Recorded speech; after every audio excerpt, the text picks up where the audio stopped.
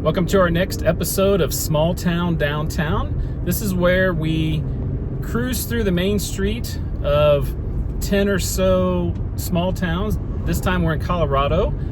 A lot of times I'll take one kind of stretch of road or highway and visit towns. We're going to bounce around in this video all around the state. So we're going to start here in northeast Colorado, and then we'll see where we go from there. But all these towns are incorporated towns in population of about 5,000 or less. So keep that in mind, incorporated 5,000 or less, and we're just gonna check out Main Street, see if there's any historic buildings and kind of what it feels like in the downtown area. So let's get started.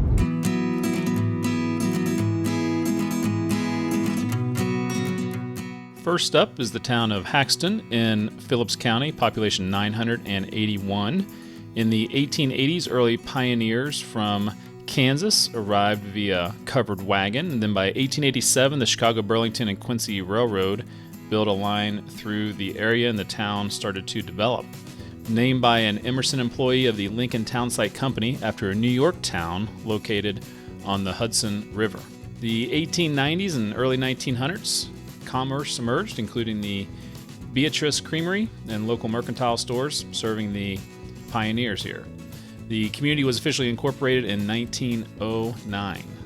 The 1917 bank building was the first national bank and later became the town hall after closing during the Great Depression in 1932.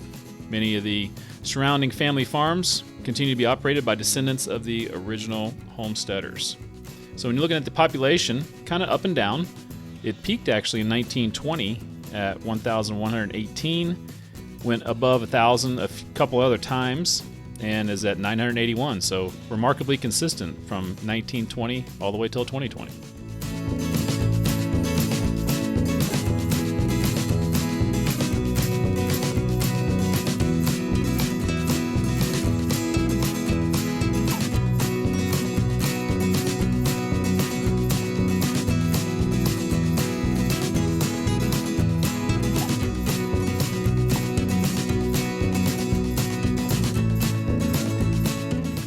As the mural says, welcome to Akron. This is the Washington County seat, population 1,757, sits an elevation of 4,669 feet as the highest point in Colorado east of Denver. Kind of an interesting tidbit there. So it was platted in 1882 as a railway camp for the Burlington and Missouri River Railroad, halfway between McCook, Nebraska and Denver. And it was named by a railroad employee's wife after her hometown of Akron, Ohio, which Akron is Greek for summit, which makes sense here, being the highest point east of Denver. It's designated the county seat in 1887, and incorporation soon followed. Surrounding dryland flats were initially open range, grazed by large cattle outfits in the 1870s and 1880s, before federal policies reduced illegal fencing and opened land to homesteaders. Here they established the Center for Agricultural Resources Research in 1907 to support dryland farming techniques on the plains. Local citizens also funded and built the historic Akron Public Library in 1931. Population's been pretty consistent, kind of like our first town. It's been consistent basically since 1940-1950 range. It peaked in 1960 at 1890 and has gone down just a little bit to 1757.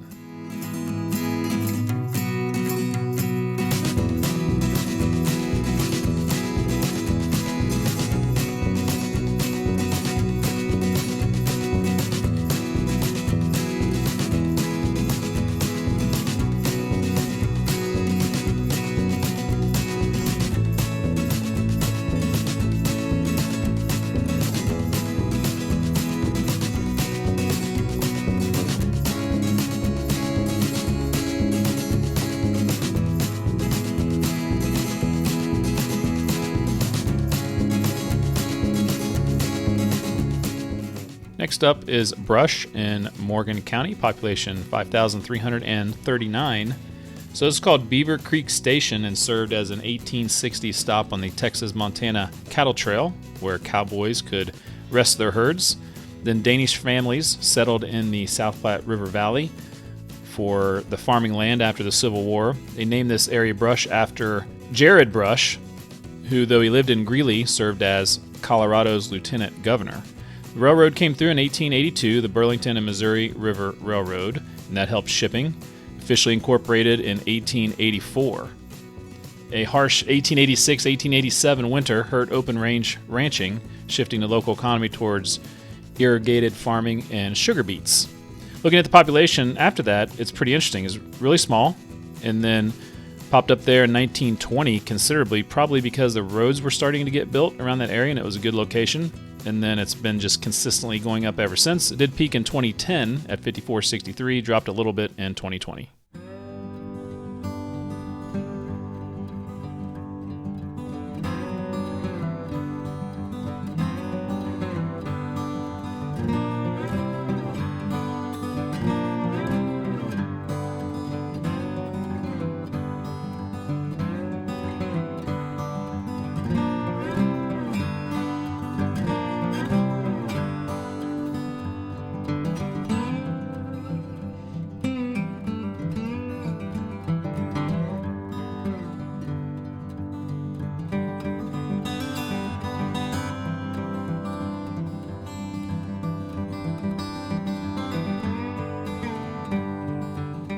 This is Fairplay, Colorado. It's the Park County seat. Population 724. It was founded in 1859 during the Pikes Peak Gold Rush. Got its name from prospectors seeking a fair system of mining claims. So miners were frustrated in neighboring Tarryall, claiming most of the land. Latecomers founded the town, declaring, in this camp we'll have fair play. In 1869 to 1872, the town briefly incorporated as South Park City, but then officially became Fairplay in 1872. The railroad came through in 1881, the Denver, South Park, and Pacific Railroad. And then in the 20th century, as gold and silver yields diminished, Fairplay transitioned into a ranching community, kind of well known for its 700 square mile South Park basin. So in 1959, to preserve the area's rich frontier heritage, citizens established the South Park City Museum, which relocated dozens of authentic 19th century buildings from across the region to recreate an 1880s mining town. Gained modern pop culture fame as the inspiration for the animated television series South Park. So the population has gone up and down a little bit. It had a weird 1940 there, up at 739, which is the highest it's ever been, and then back down, and then steadily growing back up to 724. I've also done a previous video on Fairplay if you're interested for more information.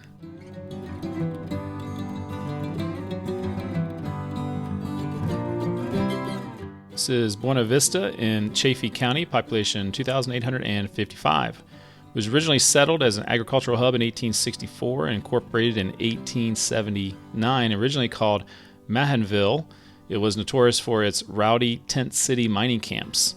It was renamed Buena Vista, Spanish for beautiful view, and became the county seat until 1928 when it was moved to Salida. In the 1880s, it was transformed into a vital transportation hub with 3 major rail lines. Many of the buildings on Main Street date back to this era. Unlike nearby mining towns prone to sudden boom and bust cycles, it was anchored by strong agricultural roots and local ranches, which helped sustain the economy. And when you look at the population, it is interesting because you can see kind of the mining boom there. It went up so much in the 1800s, dropped down during the Great Depression years, and then has built itself back up. So 2855 is the most it's ever been.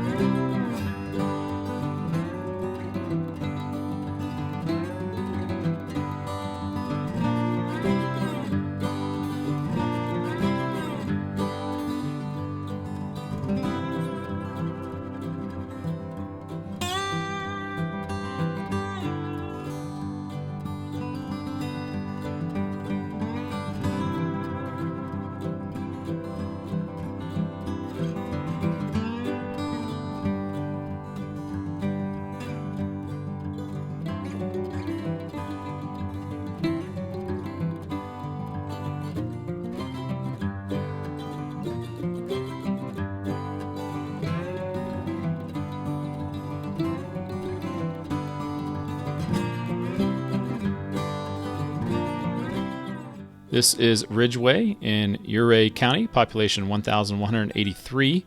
was founded in 1890. Town site was established as the northern headquarters and terminus for the Rio Grande Southern Railroad. It's named after Robert Ridgway, the construction superintendent for the Denver and Rio Grande Railroad. Connected rich silver and gold mining districts in Ouray, Telluride, and Rico to all major rail lines. Alongside rail operations, early homesteaders established long-standing family ranches in the surrounding valleys and mesas, famously served as a backdrop for the movie True Grit, starring John Wayne. Today, Ridgway is an active mountain hub known for its local arts and outdoor recreation. It was a small town for most of its duration here. Went down to 209 in 1950, but since then it's steadily climbed, as you can see, up to 1183. That's the highest it's ever been.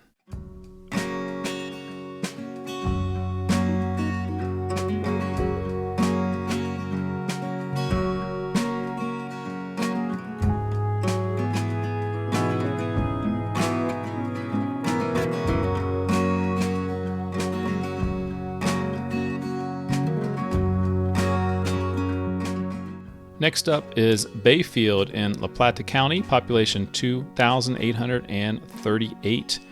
It was laid out in 1898 along the Pine River by founder W.A. Bay. That's where it got its name. Post office opened in 1899 and incorporated in 1906. Served as a primary social trading and supply hub for local cattle ranches, farms, and regional freight crews. 1915, a massive flood destroyed timber ridges and covered Main Street, prompting a complete community rebuild and improved flood controls that later inspired regional water projects like the Vallecito Dam. So population, pretty small in its early days. It popped up there in 1980 and has continued to grow ever since, all the way to 2,838. It's by far the largest it's ever been.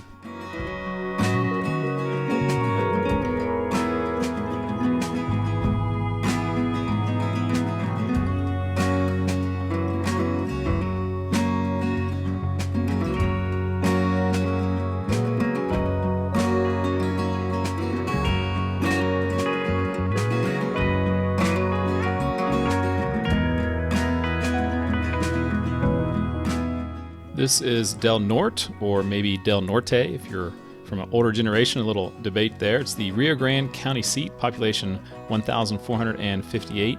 Originally, this was a seasonal stop along the old Spanish Trail, and the town briefly contended to be Colorado's state capital. Non-native settlement formally began in 1859 with the establishment of La Loma de San Jose, just east of town. In 1870, the discovery of gold near Summitville brought an influx of prospectors through town to a massive boom as the primary gateway to the San Juans and was incorporated in 1872.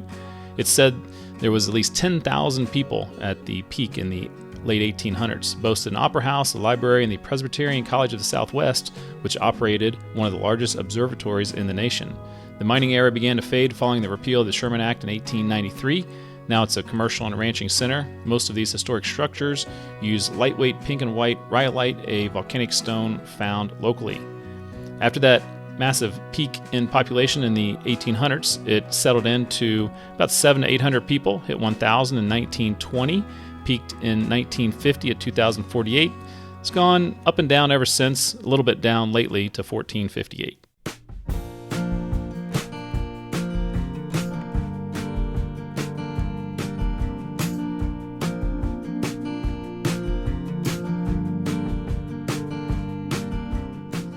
This is Blanca in Castilla County, population 322.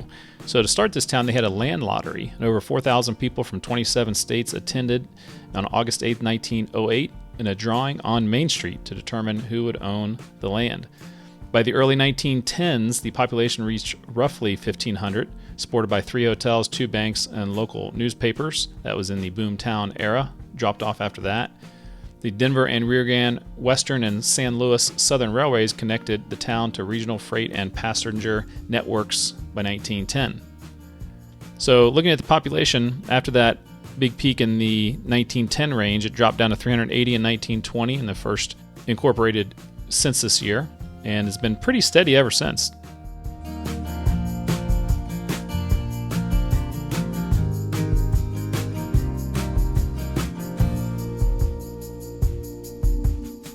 Our final town is Springfield, the Baca County seat, population 1,325.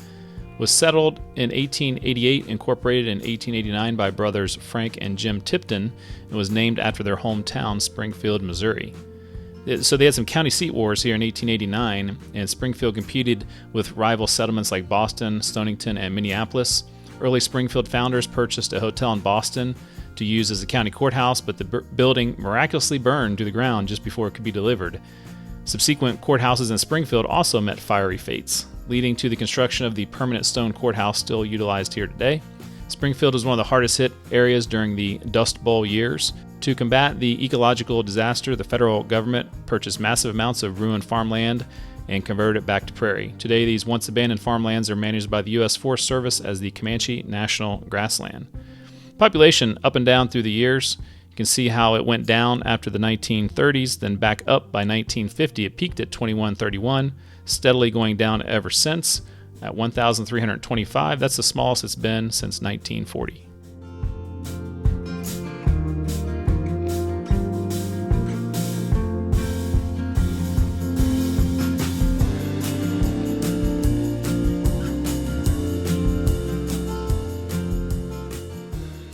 If you're a regular viewer of this channel and these type of videos, you know that at the end of the video I give my rankings. And so did you keep track? Do you have a favorite top 3? Do you have them from 1 to 10? So this was difficult because I'd say all of them were decent or to really good. And but I had to, if I had to rank my top one, it would certainly be Buena Vista. That was a great downtown, kind of had everything, and lots of old buildings, and there were open businesses there, and so I really liked Buena Vista. My second one is going to be Ridgway, and I think maybe Ridgway in that part of Colorado gets forgotten about sometimes with Ouray and Silverton and some of those, mining kind of historic, really beautiful towns. But Ridgway, their downtown is really awesome too. And I had a great breakfast there in Ridgway at one of the diners. So maybe that kind of makes me a little bit biased towards Ridgway. But I got a great downtown. Third one's very close. There were several towns that were really right there in that next kind of slot, I guess you could say. And I'll go with Del Norte, or Del Norte, however you might pronounce it. Just had a few more older buildings. I like how it was made from kind of like the local rock there, a lot of those buildings, and a pretty interesting history. So that's my top 3. Here's my total list from 1 to 10. What did you think? Did we agree or disagree? And we'll do this again maybe in a month. And if you're wondering where that'll be, right back there is a little bit of a clue. So hopefully I'll see you before then in a different video, but until then, I will see you down a back road.